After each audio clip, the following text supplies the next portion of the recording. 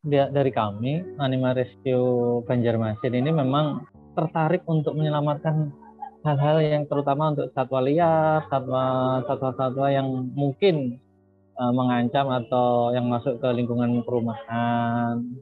Kalau dari kami, memang kami beberapa kali sudah merescue bekantan yang masuk ke pemukiman. Memang di sana terjadi konflik ya antara masyarakat dengan satwa liar bekantan ini. Nah, bekantan ini sendiri sebenarnya sifatnya adalah pemalu. Nah, kenapa bisa sampai ke masyarakat ya? Kemungkinan ya itu terpisah dari kelompoknya ataupun memang udah dipelihara orang terus lepas. Nah, kita perlu telaah itu lagi.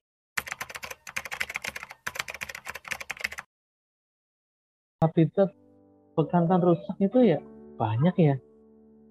Sekarang ini apalagi pembukaan lahan pertama, terus abrasi laut, tidak adanya penanaman kembali mangrove-mangrove di tepian pantai itu juga mempengaruhi populasi juga.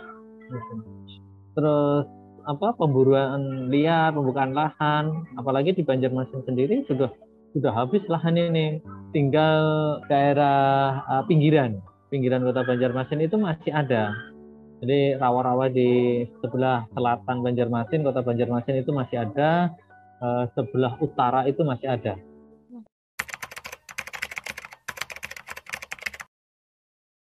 Jadi kalau 2000 data bekantan dari tahun 2000 ya, 2019 sampai 2020 ya kurang lebih itu sekitar 3.000 sampai 4.000 ekor tersebar di wilayah Kalimantan Selatan ya.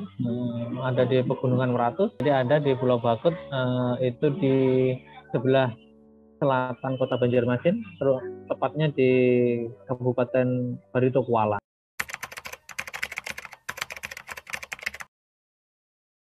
Ketika masuk ke pemukiman inilah yang terjadi konflik sosial. Ada yang pro, ada yang kontra, kan gitu.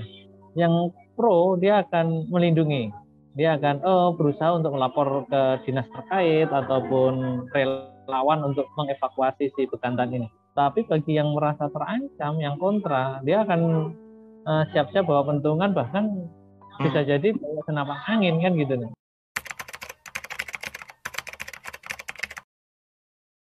Kalau yang hal-hal terutamanya untuk yang bekantan itu sedikit sekali sih. Kalau beberapa hal yang kita jumpai di lapangan memang sedikit yang kontra.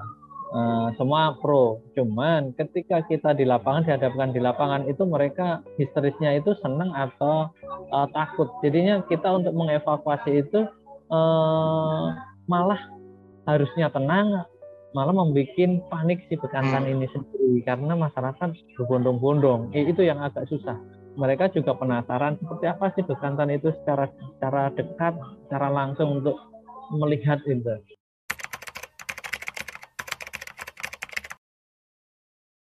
Kalau LSM atau dari organisasi tertentu kita mungkin ya sahabat bekantan itu ya dari konservasinya sama BKSDA, karena Anima Rescue sendiri itu bekerja ataupun bekerja sama dari tempat-tempat, dari tim-tim yang mungkin bisa saya sebutkan di sini, yaitu yang pertama itu adalah dari Dinas Peternakan Kota Banjarmasin, terutamanya itu bidang peternakan dan kesehatan hewan. Yang kedua itu adalah kawan-kawan dari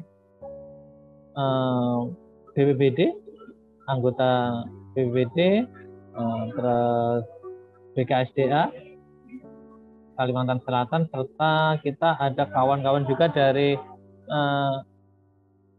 Dit Samapta Polda K9.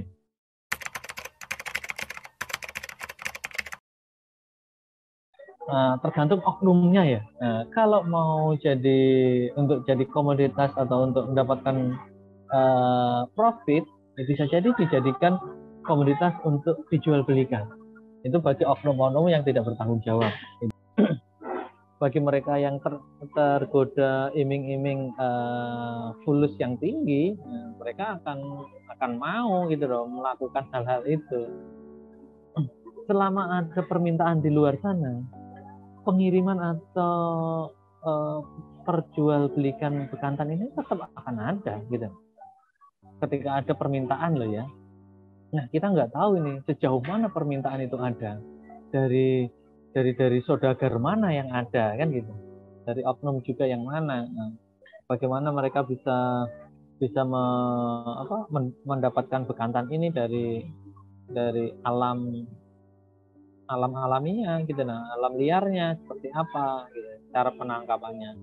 Sejauh ini kan biasanya kalau untuk mendapatkan anakan biasanya kan yang disingkirkan dulu adalah indukannya gitu lah, sebagai gambaran bahwa untuk mendapatkan anak primata yang biasanya itu notabene itu kalau dilihat dari kebiasaan mereka itu primata itu ketika beranak dia akan menggendong si anaknya terus. Nah, ketika ada permintaan untuk mendapatkan si anak primata, entah itu bekantan atau yang lainnya, itu kan berarti harus menyingkirkan si induknya untuk mendapatkan si anak ini. Bagaimana mereka mendapatkan untuk menyingkirkan si induk ini? Dengan cara apa? Dijerat, ditembak, atau dibius, atau seperti apa? Gitu lah. Si bekantan ini apakah seperti itu caranya? Karena si bekantan otomatis dia ada di pucuk-pucuk atau di bagian atas pohon. Nggak mungkin manusia akan lari ke memanjat sampai pucuk daunnya sana gitu. Dengan cara apa? Kemungkinan besar yaitu ditembak.